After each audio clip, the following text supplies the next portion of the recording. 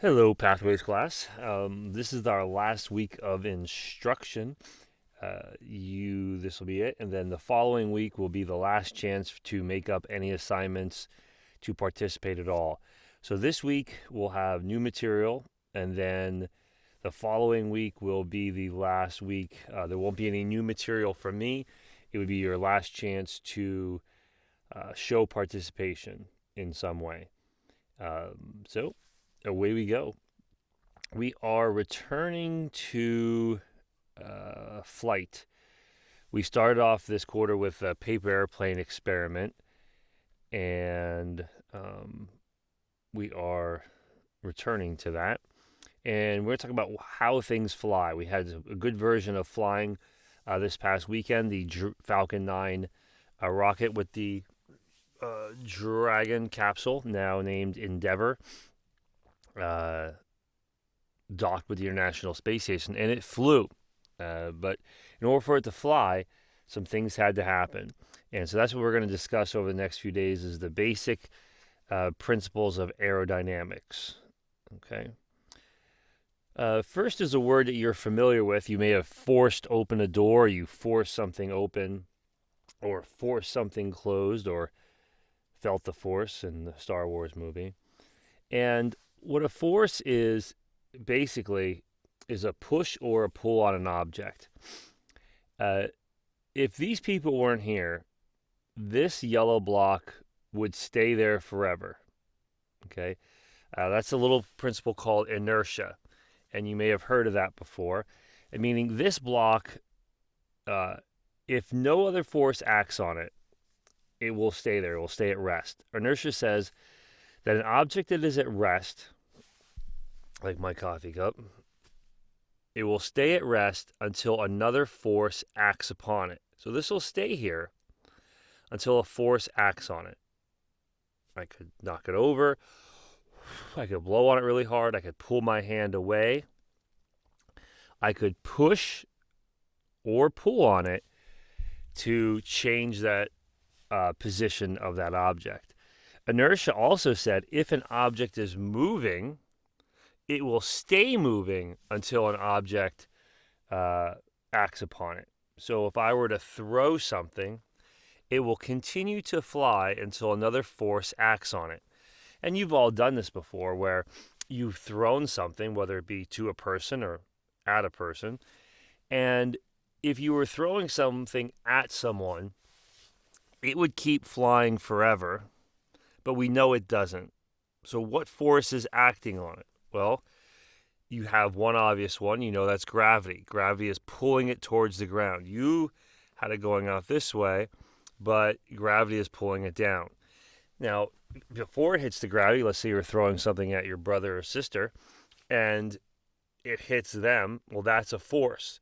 Even though they're not moving, it's actually going to push up against them, and it's going to then gravity will take over, and it will fall down. So if you were to throw something, even if it didn't hit something, gravity would pull it down. Also, if you threw something, even the air molecules around it would be rubbing up against it. If you tried to do something like throw something into the wind, the force of that wind, that push of the wind, is going to push it backwards or slow it down. Even if there is no wind, if it was calm, the air molecules in general will rub up against it, and that will slow something down. If you think of the difference of different balls, like a golf ball, all those little dimples on there, all those little holes are designed to break up that air to get it to travel farther, so it's not a smooth surface. It disrupts the air going around it and reduces the drag.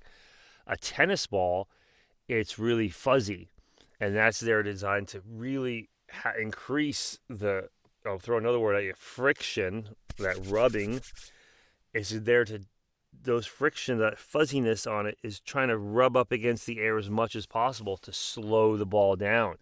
Because if not, it would go too fast and the game would be virtually impossible to play because the ball would just go too quickly at a pro level. So those balls are designed to slow down. So a force is a push or a pull. That's basically all you can do. You could push on this box or you could pull that box. Either pull it up, pull it towards you, push it this way, push it down. That's basically all you can do is push or pull. So that is a force. Now in aerodynamics, there are 4 forces that is a study of forces that result in the motion of through the air. This could be an airplane, it could be a kite, it could be a rocket, it could be a balled up piece of paper, or it could be paper shaped in an airplane. It could be that baseball or soccer ball or stapler you throwing at someone. There's 4 forces involved. 2 of them help you or help the object fly, and 2 of them are hurting the object fly. And we already talked about one of them. Actually, we talked about 2 of them. Gravity is a force that's going to reduce the flying or hurt your aerodynamics. It's going to want to bring the object to the ground. That's not flying. So gravity is working against the flying object, and drag is working against the flying object. Drag is that friction of an object through a fluid. And now that fluid could be a real fluid like we think of as water or milk or whatever. If you ever tried to run through a pool, you know that's difficult. But technically, the air around you is a fluid as well, because of the drag it has. I can go through this just like I would through the water, and I'm going to get drag from the air. Although it's not much here. If this was water, I would have a little more drag. If it was concrete, I'd have even more drag. So drag is something that's going to reduce your aerodynamics, your flight as well. That's why airplanes are smooth on the outside. They want to reduce that drag. Now the 2 forces that are helping you are lift. Excuse me here, I got a text here to make sure it's nothing from one of you guys. A notification. And there's nothing there. All right. Oh, George Albright. It was you. Alrighty. All right, so 2 forces that are working for you are thrust and lift. Thrust is what you saw if you watched the rocket go off. That was we'll go to the actual definition here. Lift, thrust. Thrust is an example of Newton's third law. It creates a force in one direction. It causes an equal and opposite force in the opposite direction. So here's a rocket, and as this rocket engine pushes down, it's pushing all this fire, this explosion is pushing down. The Earth is going to push back up, and the rocket's going to go up. So as you push on something, there's a equal and opposite reaction in the opposite direction. A system creates a force in one direction, causes an equal and opposite force in the opposite direction. So the ground isn't going to give it all. So as this pushes and pushes and pushes down, it's going to get pushed back up. And what's going to give? Is the whole Earth going to move because of this, or is this rocket going to move? Well, we all know the rocket's going to move. If you were to push up against a wall, a concrete wall, the wall isn't going to give. The wall is going to push back in the opposite direction, and you're going to give. You're going to probably move back. Now, if it was a paper wall, you're going to push against the paper wall is going to push back, and you're going to win through. That's an unbalanced force. You're going to have an unbalance. Something's going to win out. And in this case, in this thrust, your rocket's going to go up. Now, when you throw a paper airplane, you are giving the thrust. Your muscular movement is giving the thrust to the airplane. Now, there's still things pushing back against you. The air is pushing against, the gravity is pushing, but you can overcome that with your thrust. Okay? Now, lift is another force that is working for you. So far we've discussed gravity's trying to pull the object down, let's say this airplane. Drag is also working against it. All that air is hitting that airplane and dragging, and this is coming down. But we're thrusting forward. Well, thrusting forward on the ground is fine, but you're not flying. You need to get up, and that's where lift comes into play. And lift is an upward force on an object. Okay, so an upward force. We're trying to get up. And the way we get up in an airplane often, let's get drag, is with an airfoil. And this is called Bernoulli's principle. And here's what happens. That plane is flying because you get lift. The shape of the wing is important.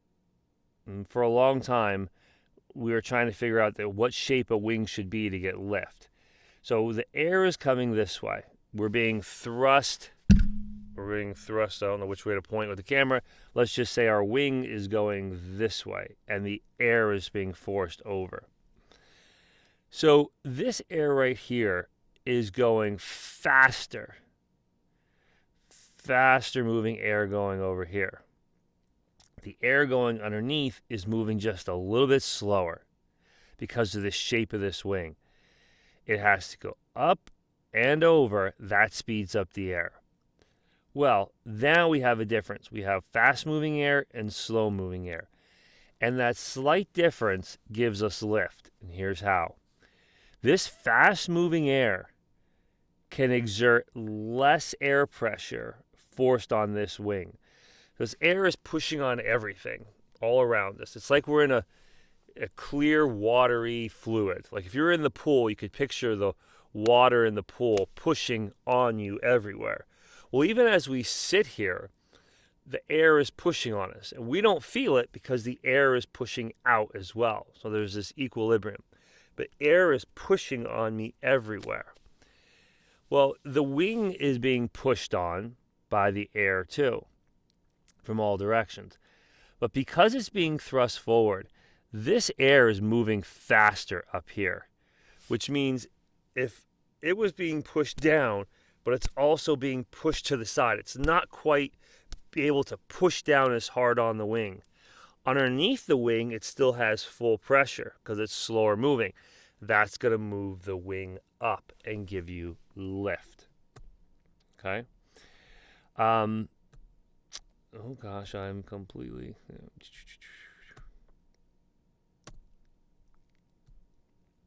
So, take a look at this video here that talks about lift, drag, thrust, and weight. Weight deals with gravity. Weight is how much mass the object is in gravity, how much gravity there is. Weight and mass are different. Also, check out this video here. The mass is a measure of how much stuff I have, how many molecules of stuff. The weight is, okay, if you take all that mass in a certain amount of gravity, what's the weight? If I took my amount of mass to the moon, there's less gravity on the moon, less force pulling me down, so I would weigh less. Because there's less gravity there. Less gravity holding my mass down. So it's a relationship. Weight is a relationship between how much stuff and how much force is pulling that stuff down. That gives you a weight. Okay? If I have the same amount of stuff but less force, there's going to be less weight there. So check out those two videos, and then tomorrow we'll talk more about aerodynamics.